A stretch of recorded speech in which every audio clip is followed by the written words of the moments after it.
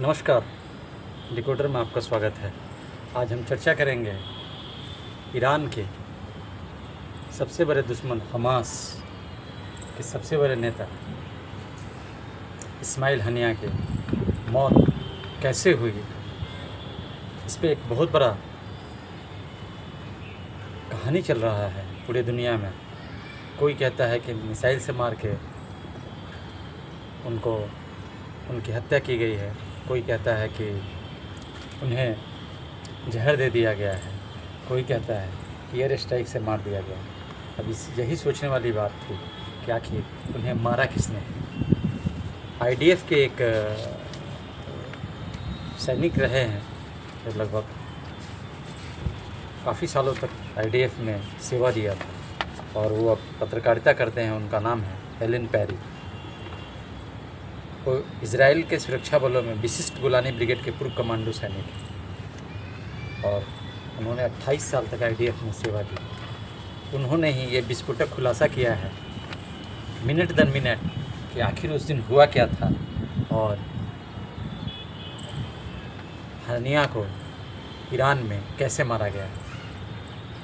कहानी शुरू होती है 7 अक्टूबर के इज़राइल पे हमास द्वारा किए गए कुकृत्य के बाद। उस कुकृत्य में, उस नरसंहार में न जाने कितने छोटे छोटे इजरायली बच्चे को इन राक्षसों ने मारा। माँ बाप के सामने किसी को ओवन में जला दिया, किसी को कहीं। ये सारी घटनाएं दिल को दहला देने वाली थी और संयोग देखिए कि सबका वीडियो बनाया गया।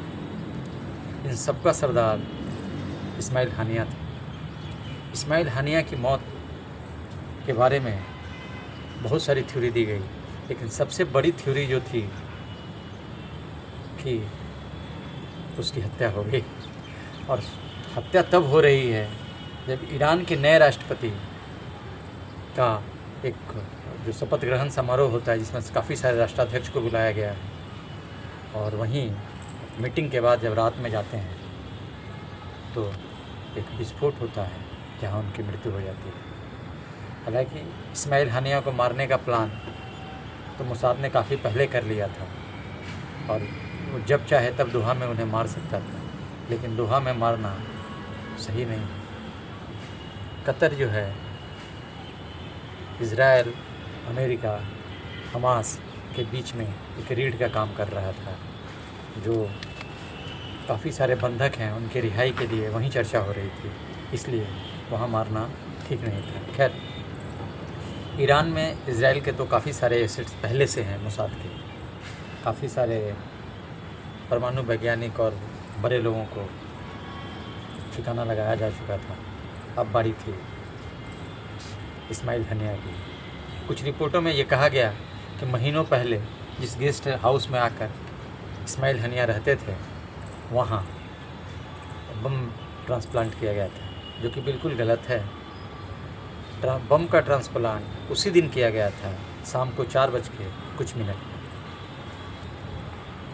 लेकिन जो खुलासा हो रहा है उसमें उसके बिस्तर के नीचे रखा गया विस्फोटक जो है मोसाद द्वारा Islamic Revolutionary Guard Corps Ansar al Mahdi के सुरक्षा इकाई में भर्ती किए गए 2 ईरानियों को लगाया गया था।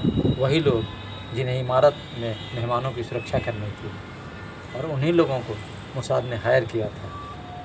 हत्या के बाद ईरानियों को खुद इस बात का एहसास हुआ कि जिस दिन सुरक्षा कैमरे और फुटेज में गार्डों को उस गेस्ट हाउस के लॉन में कमरे की ओर चुपचाप जाते हुए देखा गया जहां इस्माइल हनिया के रहने की योजना बनाई गई थी। एक गार्ड चाबी से दरवाज़ा खोलकर कमरे में प्रवेश किया। 3 मिनट बाद जो है 3 से 4 मिनट लगा उसमें जाके वहाँ वो बम को ट्रांसप्लांट करता है और जो बम होता है वो 3 से 6 इंच का होता है ताकि पकड़े ना जाए। और इस सारे घटनाक्रम के बाद कमरे से आता है 3 मिनट बाद वह काफ़ी सारे जो इनामी राशि थी, जैसा बताया जाता है कि 6 अंकों में पेमेंट सारे डॉलर में की गई थी। यूरोपीय देश में तत्काल स्थानांतरण की पेशकश थी। कैमरों में शांति से कमरे से बाहर निकलते हुए दिखाई दे रहा है। सीढ़ियों से नीचे इमारत के मुख्य प्रवेश द्वार की ओर जाता है, बाहर निकलते हुए और फिर जाते हुए भी कैद किया गया है। आगे जाकर काली कार में बैठता है। पार्किंग चौकी पर मौजूद गार्ड पहचान लेता है। बिना कोई सवाल पूछे वह गेट खोल देता है। 1 घंटे के बाद उन्हें मोसाद द्वारा ईरान के बाहर पहुंचा दिया जाता है।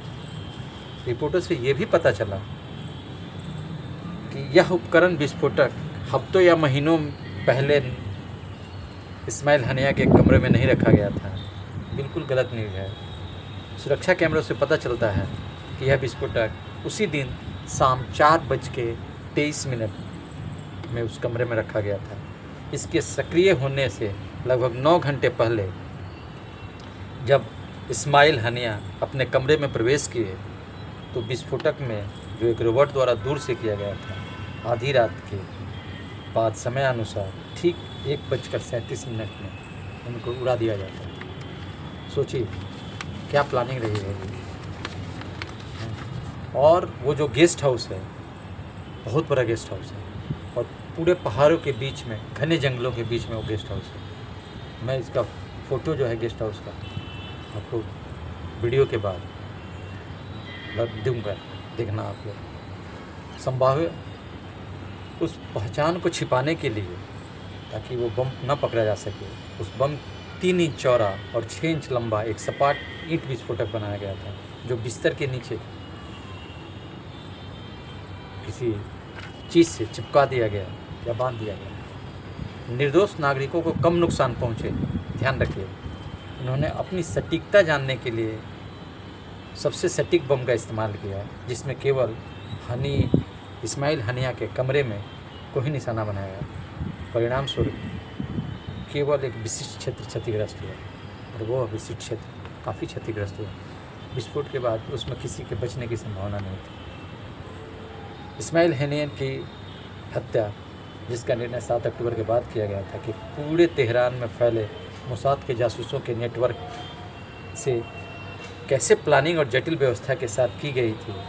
पिछले 20 वर्षों से इजराइल के मोसाद टीम जो है, ईरान में परमाणु विकसित करने वाले और इंजीनियरों और जो भी है उसकी खुफिया जानकारी इकट्ठा कर रहे हैं। उसी में से 2 IRG के सदस्यों के भर्ती के अलावा इस खुफिया जानकारी के ऑपरेशन की सफलता के कितना मेहनत से किया गया होगा, आप सोचिए। उस हत्या के अंजाम देने के लिए मोसाद में उपयुक्त अवसर की तलाश की होगी और उस घने जंगल में कितना ज़बरदस्त रैकी किया गया होगा, रास्ता तलाशा गया होगा। ऐसा बताया जाता है कि जिस कमरे में था, उस कमरे के साइड में पेड़ के कलर के हैं ड्रेस पहन के 2 जवान, जब कंफर्म हो जाता है पेड़ पे चढ़ के देखते हैं, और जब कंफर्म हो जाता है कि रूम में जो आदमी सो रहा है वह आदमी इस्माइल हनिया ही है, तब एक रिमोट के द्वारा उस बम को उड़ा दिया जाता है। मोसाद की खुफिया इकाई 8200 इस IDF की टीम इसके लिए जिम्मेदार हैं और आयोजकों को आमंत्रित। और कैसा प्लानिंग किया जाता है कि जब नए ईरान के राष्ट्रपति के उद्घाटन के लिए तेहरान में आमंत्रित सभी सदस्यों की एक कॉल डिटेल को खंगाला गया होगा। इसके अलावा सभी फ़ोन इंटरसेप्ट किए गए होंगे, किया गया होगा। तब पता चलता है कि इस्माइल हनिया के आगमन की पुष्टि होती है। तब मोसाद अपने योजना को चालू करता है और इस्माइल हनिया के गेस्ट हाउस में ही ख़त्म कर दिया जाता है, जहाँ वो आमतौर पर तेहरान में अपनी यात्राओं के दौरान रुकता है। इसके बाद मोसाद सारे एरिया को कॉर्डन ऑफ जो किया गया है उसमें से बच निकलने के लिए, संभावित जगह से भागने के लिए कितना प्रयास किए होंगे, और सभी ऑपरेशन में सभी सुरक्षित निकल जाते हैं। इमारत के सुरक्षा उपायों को जांच करने के लिए नियमित रूप से उस क्षेत्र का दौरा किया गया होगा। कई एजेंटों को भेजा हो गया है, लेकिन एजेंटों को क्षेत्र तक पहुंचने में जो कठिनाइयां हुई होंगी, आप कल्पना से परे आप सोच लीजिए कि गेस्ट हाउस एक पहाड़ी में स्थित है और ऊंचे पेड़ों के जंगलों से घिरा हुआ है, जिसमें इमारत को स्पष्ट रूप से देखना मुश्किल हो जाता है। लेकिन इजरायली मोसाद की जो प्लानिंग एक बार एक्यूरेसी फिर सामने आई, और सोचिए 5 एजेंट हरे कपड़े पहने पेड़ के हरे रंगों में छिपकर इमारत में सबसे करीब पेड़ पर बैठे थे, जहां से उस कमरे का नज़ारा साफ दिखाई देता है।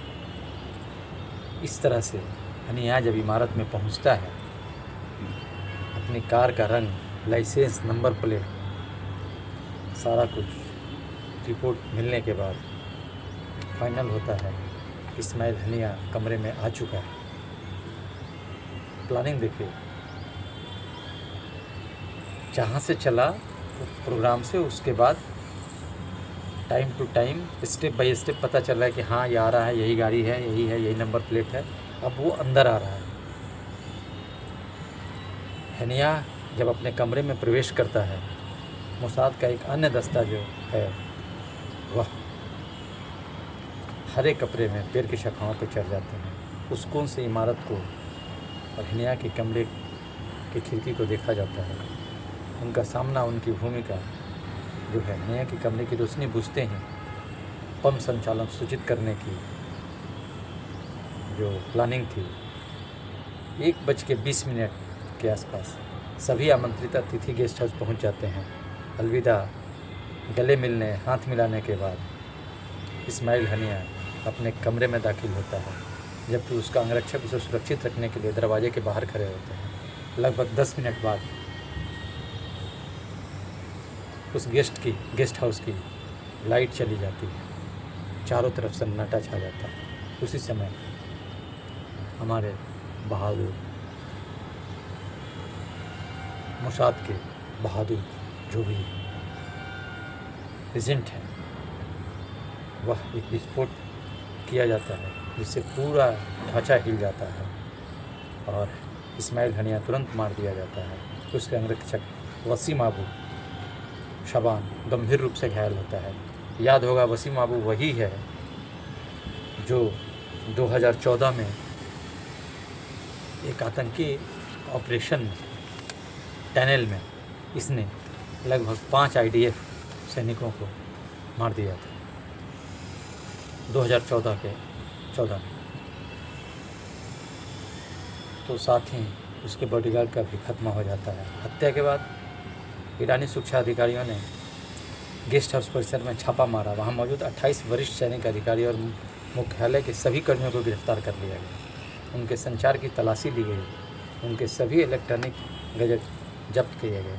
ईरानी एजेंटों ने जब पूरी सुविधा को इंच दर इंच स्कैन किया, तो सुरक्षा कैमरों के फ्रेम दर फ्रेम विश्लेषण किया गया। तब उन्हें पता चला कि IRGC के सदस्य इसमें शामिल थे। वे आश्चर्यजनक रूप से क्रोधित नहीं हुए। अगले दिन उन्होंने इजराइल को गंभीर सजा देने की धमकी भी दी। इसका संबंध अपमान से उतना ही था जितना हमास के एक वरिष्ठ अधिकारी के मौत से, जिसकी वो मेजबानी कर रहे थे। मोसाद के पास कतर में, मोसाद के पास कतर में भी इस्माइल हनिया को ख़त्म करने का मौका था, लेकिन वहाँ ऐसा करने से परहेज़ किया। और ये रहा इस्माइल हनिया के मौत की कहानी, मोसाद के द्वारा जो रची गई थी। इसी के साथ अगर वीडियो अच्छा लगे तो पसंद कीजिए, लाइक कीजिए, बेल बटन दबाइए और साथ ही कमेंट ज़रूर करना। नमस्कार, जय हिंद, जय भारत।